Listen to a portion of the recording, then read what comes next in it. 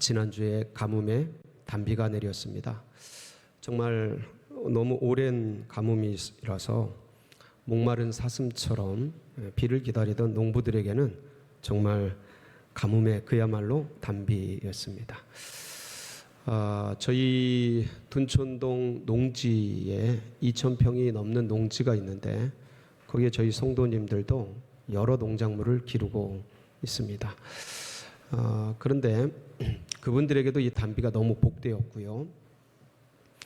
그 농작물을 기르는데 놀라운 사실이 하나 있습니다. 그것은 다양한 농작물들이 있지만 콩 심은 데는 콩 나고 팥 심은 데는 팥이 납니다. 이건 변치 않는 진리입니다. 법칙입니다. 그래서 근데 어느 날 갑자기 상추를 심었는데 배추가 난다. 상추를 심었는데 시금치가 난다. 이런 일은 없습니다. 무를 심었는데 인삼이 난다. 그러면 좋겠어요.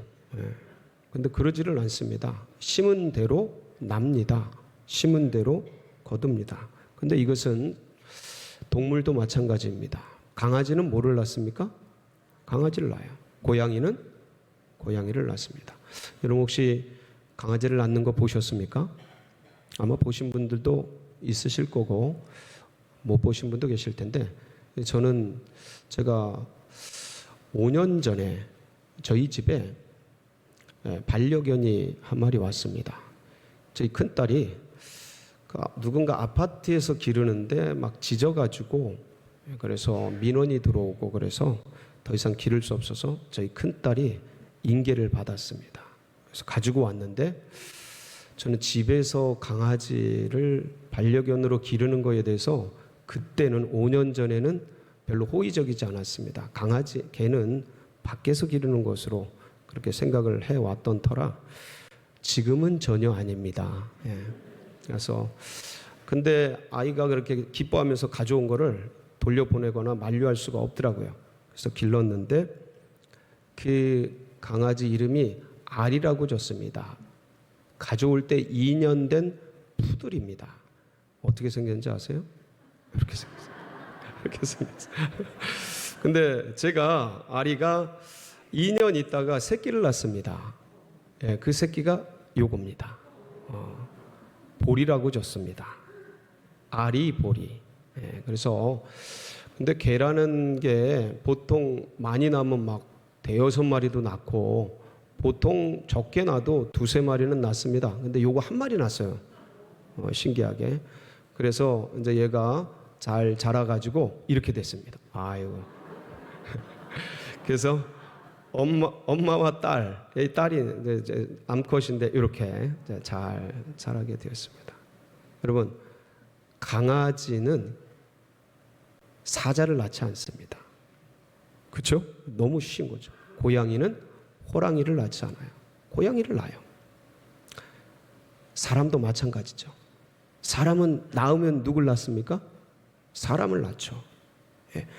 사람이 사람의 자녀를 낳는 것이 순리입니다. 법칙입니다. 근데 오늘 말씀에 신기한 말씀이 기록되어 있습니다. 하나님이 낳는다는 겁니다. 이게 어떻게 가능한 거죠?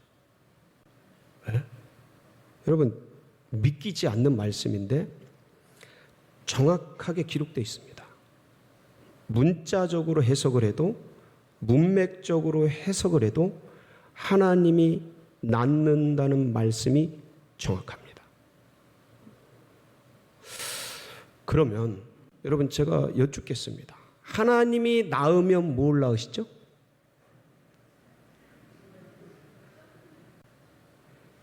제가 그동안 계속 얘기했습니다.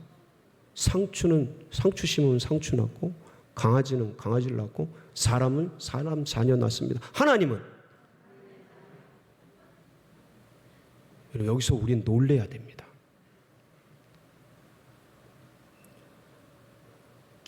이게 기가 막힌 신비입니다. 어떻게 그럼 하나님은 자녀를 낳죠? 그게 1절에 기록이 되어 있는 거예요. 1절에 보실까요?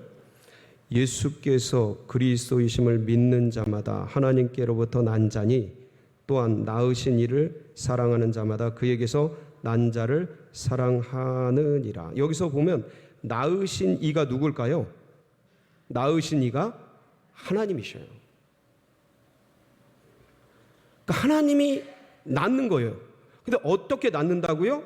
예수께서 그리스도이심을 믿을 때. 자, 여러분 오늘 이 요한일서는요, 사도 요한이 기록한 겁니다.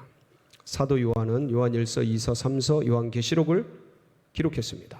그리고 이 사도 요한이 복음서도 한 권 기록을 했습니다. 그게 뭡니까? 요한복음입니다.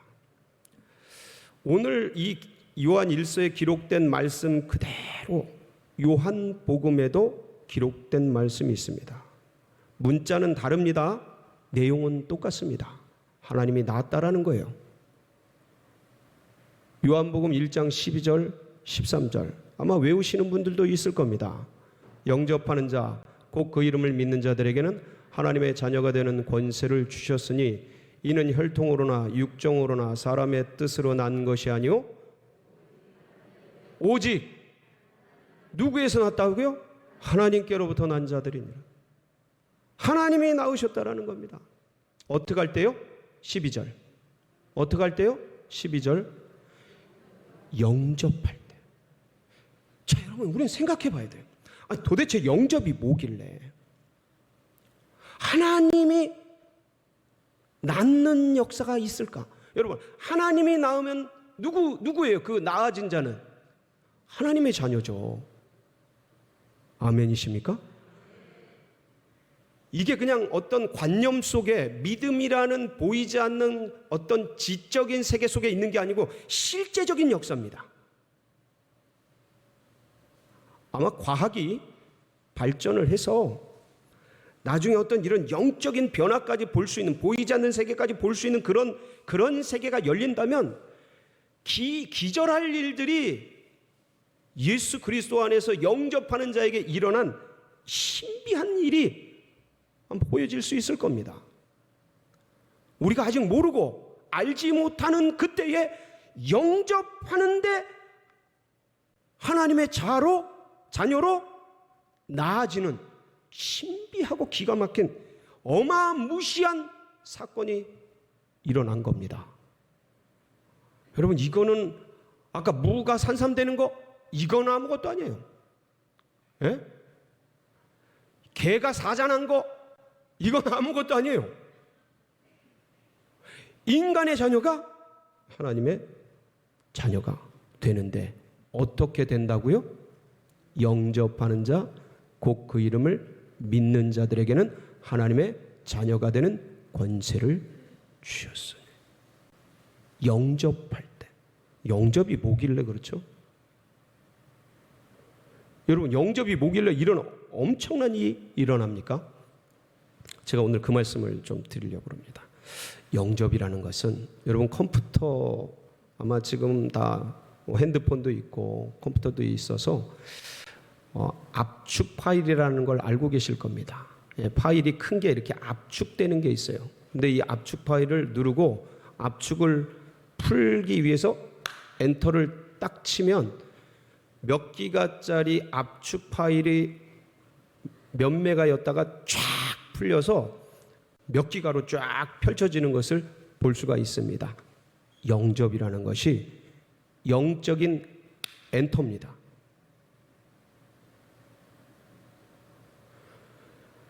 영접이 뭐라고요? 영적인 엔터.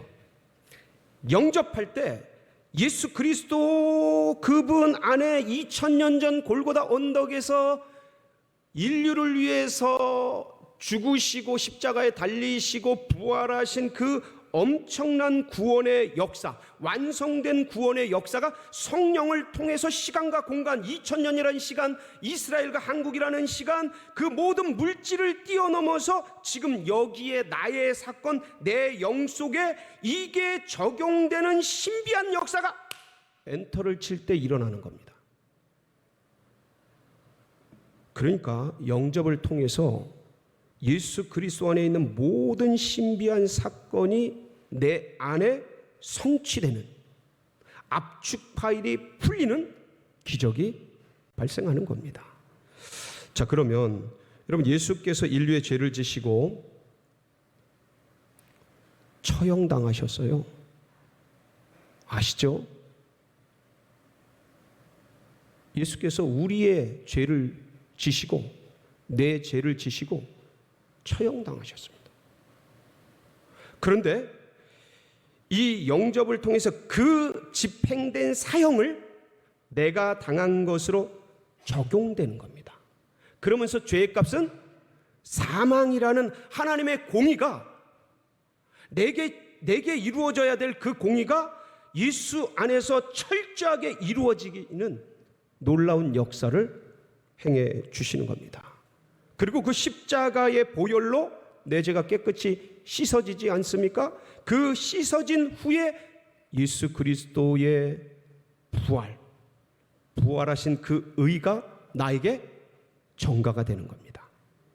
잘 보세요.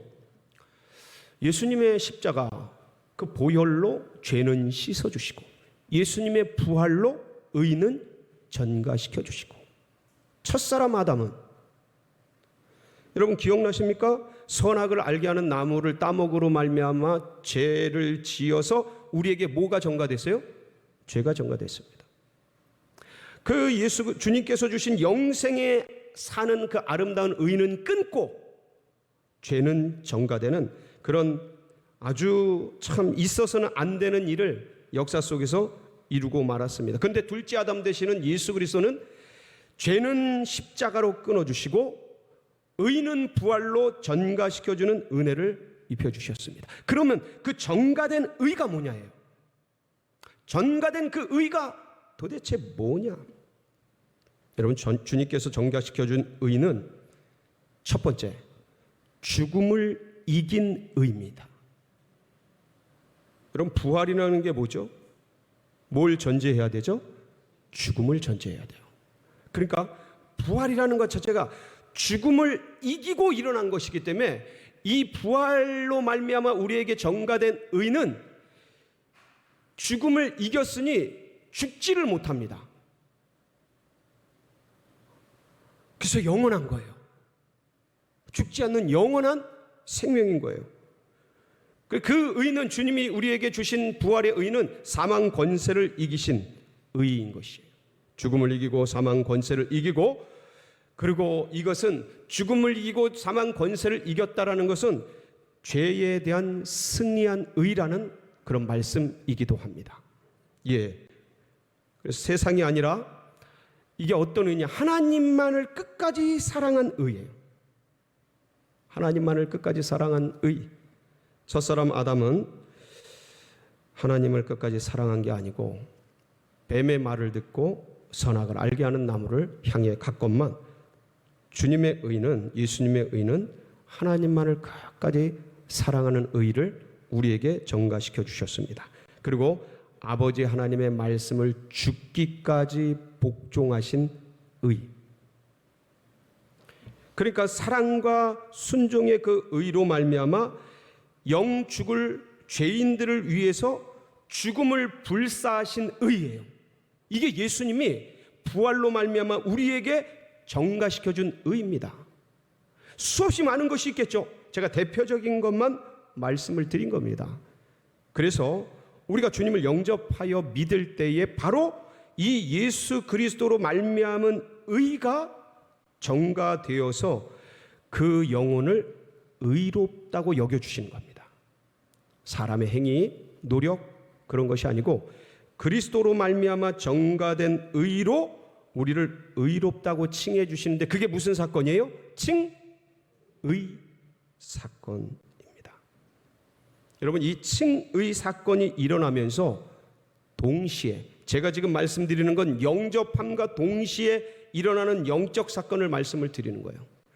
그런데 이게 영에 있기 때문에 동시지만, 시간을 초월해서 있기 때문에 동시지만, 인간은 이걸 설명해 내야 되니까 제가 순서적으로 말씀을 드리는 거예요. 이게 동시 사건이에요.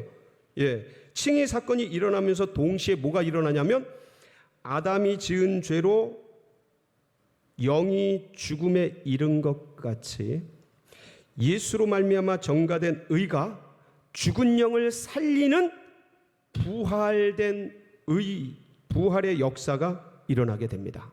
영이 부활을 해요. 그거를 로마서 5장 17절로 19절에 바울 사도가 아주 자세히 묘사를 해놨습니다. 함께 보실까요? 로마서 5장 17절로 19절 말씀 같이 읽습니다.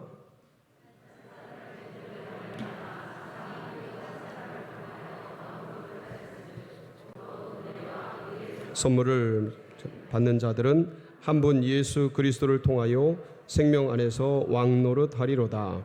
그런즉 한 범죄로 많은 사람이 정죄에 이른 것 같이 한 의로운 행위로 말미암아 많은 사람이 의롭다 하심을 받아 생명에 이르렀느니라. 한 사람이 순종하지 아니함으로 많은 사람이 죄인 된 것 같이 한 사람이 순종하심으로 많은 사람이 의인이 되리라.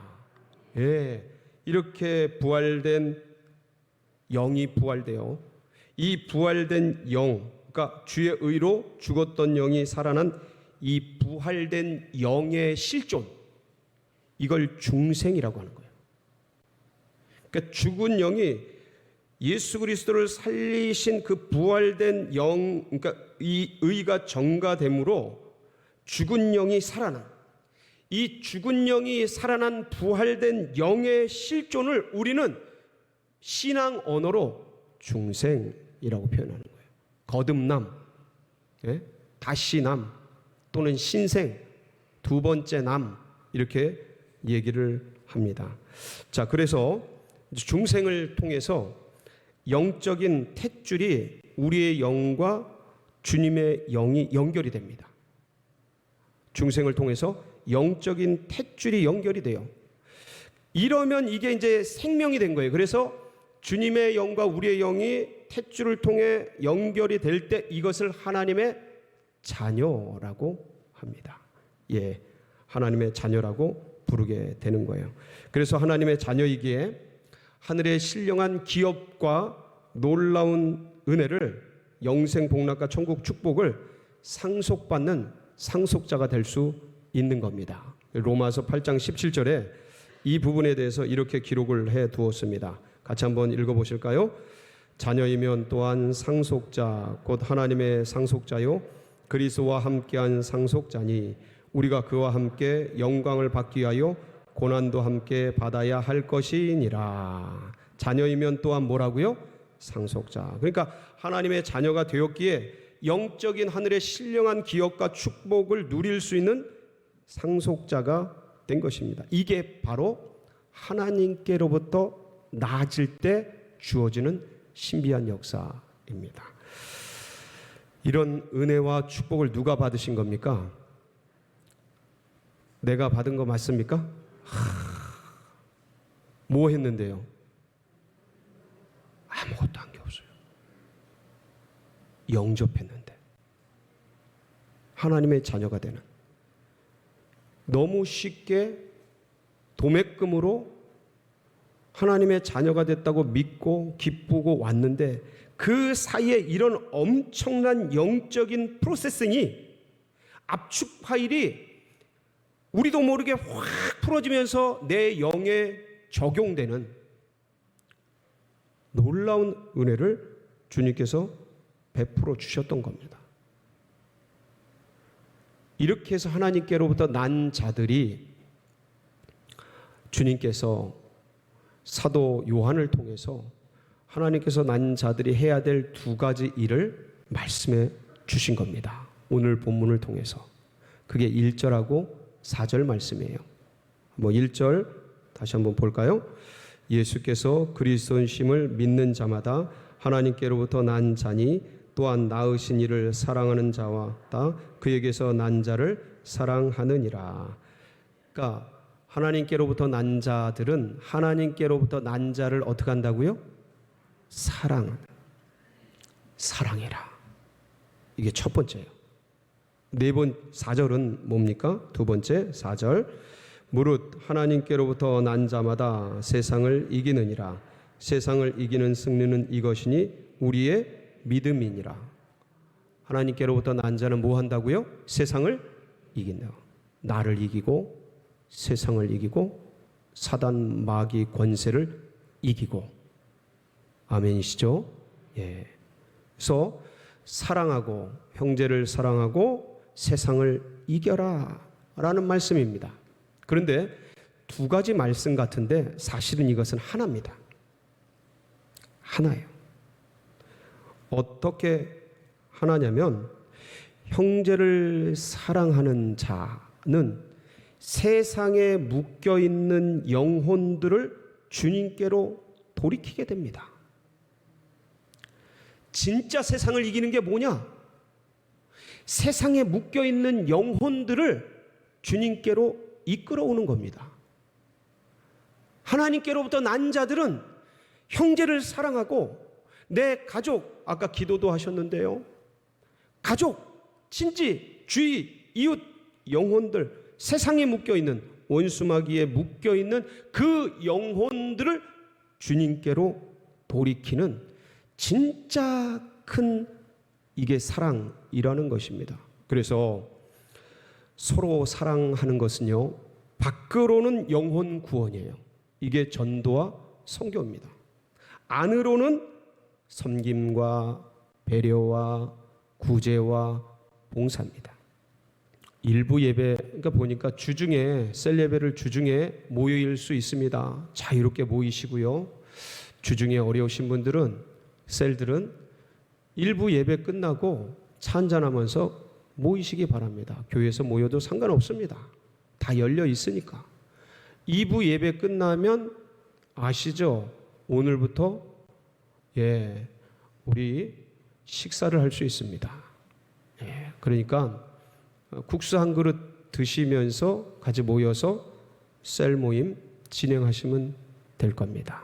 그 3부 예배 끝나고 같이 모여서 식사하시고 차도 한잔하면서 셀 모임을 하시고 그러시기 바랍니다. 그러면 이것을 통해서 여러분들 하나님의 은혜와 사랑을 교제하시고 영혼들이 함께 교류하면서 참 요새 시대가요, 사람들은 많지만 전부 따로따로 떨어져 있어요.